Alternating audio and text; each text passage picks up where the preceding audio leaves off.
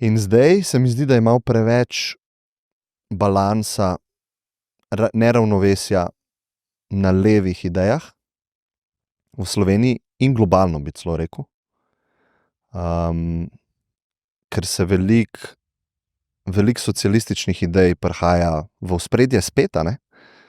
In se mi zdi, da to ni ravnovesje, da ni čisto prava pot. In igra politična, kakor je sestavljena, je tako, tisti, ki bo obljubil večji masi ljudi več, bo izvoljen, ne.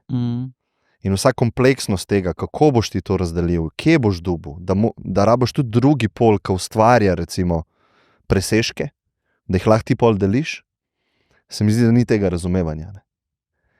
Zdaj, ali se bomo zadolževali, ali bomo davke višali, ampak talali bomo vedno več, a ne.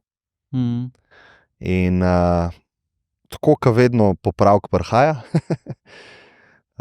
realnost naredi svoje in mislim, da bomo dobili popravek, in to so te sile podjetniške, ki zdaj poskušajo popravljati to neravnovesje v družbi, a ne.